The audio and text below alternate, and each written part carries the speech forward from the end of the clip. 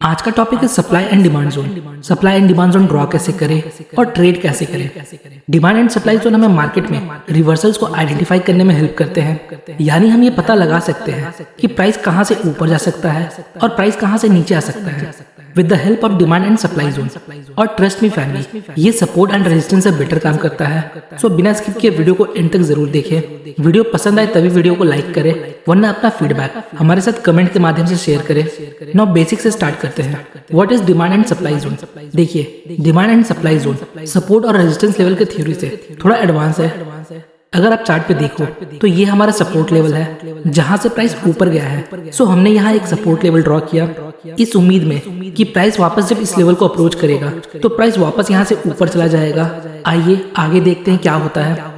But price यहाँ पहुंचने के पहले ही ऊपर चला गया, तो इस सिचुएशन में हम देखते रह जाते हैं कि प्राइस यहाँ आएगा और हम खरीदेंगे, पर प्राइस पहले ही ऊपर चला जाता है। नाउ द क्वेश्चन इज, हमें ऐसे सिचुएशन में क्या करना चाहिए? तो ऐसे सिचुएशन में हमारे पास एक ऑप्शन है कि हम इसका डिमांड जोन पता करें। सो अगर इस चार्ट को देखें तो ये हमारा डिमांड जोन है, ग्रीन वाला।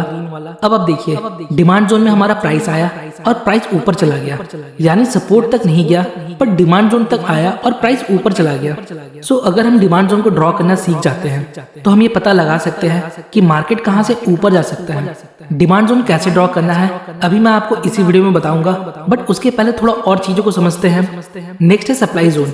तो सप्लाई जोन क्या होता है? यहाँ हमारे पास चार्ट पे एक रेजिस्टेंस लेवल है और हम यहाँ ये उम्मीद करते हैं कि प्राइस वापस इस लेवल को अप्रोच करेगा और यहाँ से रिवर्स होगा। बट हमारा प्राइस जब दोबारा ऊपर गया तो वो इस लेवल तक पहुंचने के पहले ही रिवर्स हो गया। और प्राइस रिवर्स कहां से हुआ? प्राइस इस सप्लाई जोन से रिवर्स हुआ। ये जो रेड कलर का बॉक्स है ये हमारा सप्लाई जोन है और प्राइस यहाँ से नीचे आ गया। सो ये हमारे लिए बेस्ट अपॉर्चुनिटी है कि हम डिमांड एंड सप्लाई लेवल को मार्क करके सपोर्ट और रेजिस्टेंस लेवल से बेहतर ट्रेड ले सके। बट इसका मतलब ये बिल्कुल नहीं है कि सपोर्ट और रेजिस्टेंस लेवल बेकार है। सपोर्ट और रेजिस्टेंस लेवल के अपने अलग बेनिफिट्स हैं। सो आइए अब समझते हैं कैसे हम डिमांड एंड सप्लाई जोन को मार्क करते हैं। अगर आप चार्ट को देखो तो ये हमारा सपोर्ट लेवल है, बट अगर हम प्राइस को देखें तो आप देख सकते हो प्राइस पहले ही यहाँ से रिवर्स हो गया। तो हम कैसे पता करें कि डिमांड जोन कौन सा है? कुछ नहीं करना, ये बहुत आसान है। Demand and supply zone mark करना बहुत आसान है। आइए समझते हैं कैसे। तो जिस कैंडल में हमारा सपोर्ट लेवल क्रिएट हुआ है उस कैंडल के बॉडी के साइज का नॉर्मली हम एक डिमांड जोन ड्रॉ करेंगे कुछ इस प्रकार। नाउ अब देखिए, इसी कैंडल के बॉडी साइज का हमने एक डिमांड जोन क्रिएट किया और प्राइस फिर इसी रीजन से ऊपर चला गया। देखिए, आपको ये बात समझना चाहिए कि प्राइस जो होता है वो सपोर्ट लेवल से पहले भी मूव कर सकता है, क्योंकि सपोर्ट और रेजिस्टेंस लेवल कोई मैजिकल लाइन नहीं है कि प्राइस उसी लाइन से रिवर्स होगा।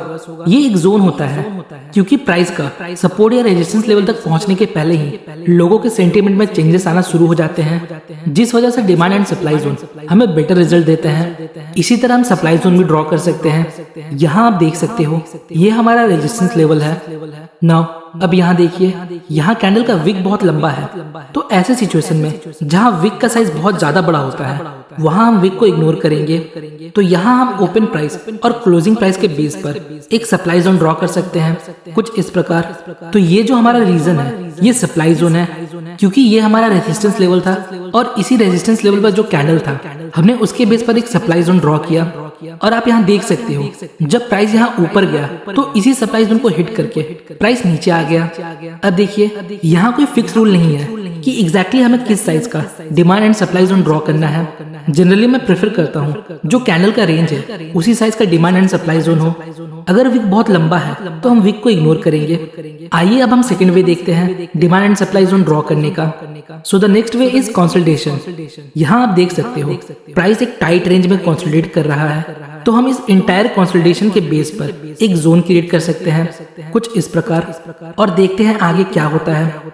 प्राइस ऊपर आता है और इस जोन से रिवर्स जाता है, तो हम एक टाइट कंसोलिडेशन के बेस पर भी एक demand and supply zone create कर सकते हैं। आइए एक और एग्जांपल देखते हैं। सो यहाँ आप देख सकते हो मार्केट एक टाइट रेंज में कंसोलिडेट कर रहा है। नेक्स्ट हमने एंटायर रेंज के बेस पर एक डिमांड जोन ड्रॉ किया। नेक्स्ट प्राइस नीचे आता है और फिर इस डिमांड जोन से रिवर्स हो जाता है। अब कुछ की पॉइंट है जिसे आपको याद रखना है। देखिए कोई भी डिमांड या सप्लाई जोन अगर 2 बार से ज्यादा टेस्ट हो जाता है, मतलब अगर प्राइस उस जोन पर 2 से ज्यादा बार टकरा चुका है, तो फिर अब demand and supply zone weak होने लगता है, मतलब यहाँ चांसेस है अब ये जोन ब्रेक हो सकता है। तो यहाँ तक हमने demand and supply zone draw करना सीख लिया। अब बात करते हैं हमें ट्रेड कैसे करना है।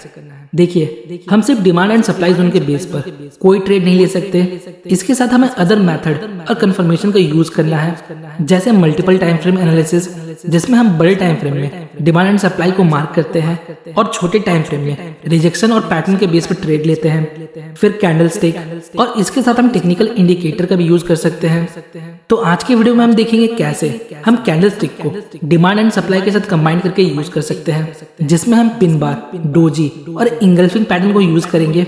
अगर आपको इन कैंडल स्टिक पैटर्न के बारे में नहीं पता तो मैंने ऑलरेडी इन पर वीडियो बनाया है, उन वीडियोस का लिंक आपको डिस्क्रिप्शन में मिल जाएगा, तो उन वीडियोस को एक बार जरूर देखें। सो जब भी प्राइस डिमांड लेवल को अप्रोच करता है और उस समय अगर हमें मोमेंटम लॉस देखने को मिलता है, मतलब जैसे जैसे प्राइस डिमांड लेवल के पास आता है वैसे वैसे एवरेज कैंडल का साइज छोटा होता जाता है और फिर हमें डोजी टाइप कैंडल या पिन बार कैंडल मिलता है, तो ये हमारे लिए एक बेटर इंडिकेशन होता है कि अब प्राइस यहाँ से ऊपर जा सकता है। एंट्री हम तब लेंगे जब पिन बार या डोजी का हाई ब्रेक हो जाए with a healthy green candle. उसी तरह जब प्राइस सप्लाई जोन को अप्रोच करता है और उसी समय हमें मोमेंटम लॉस देखने को मिलता है, देन फाइनली हमें डोजी या बेरिश पिन बार देखने को मिलता है। एंट्री हम इसके लो ब्रेक पर लेंगे with a healthy red candle. So आइए कुछ एग्जांपल देखते हैं।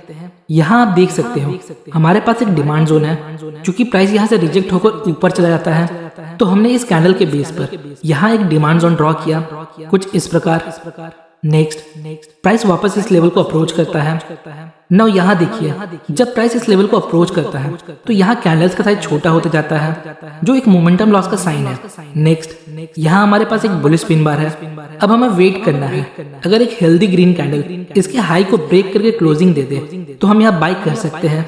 इसी तरह हम अदर बुलिश और बेरिश कैंडलस्टिक के बेस पर डिमांड एंड सप्लाई जोन को ट्रेड कर सकते हैं। आने वाले नेक्स्ट वीडियोस में हम डिफरेंट ट्रेडिंग स्ट्रेटेजीज को देखेंगे, जिसमें हम डिमांड एंड सप्लाई जोन का यूज करेंगे। आज के लिए इतना ही, मिलते हैं नेक्स्ट वीडियो में। होपफुली गाइस आपको इस वीडियो से थोड़ी इन्फॉर्मेशन मिली होगी। अगर आपको वीडियो इन्फॉर्मेटिव लगी तो वीडियो को लाइक और चैनल को सब्सक्राइब जरूर करें। मिलते हैं नेक्स्ट वीडियो में, तब तक के लिए बेस्ट ऑफ लक फॉर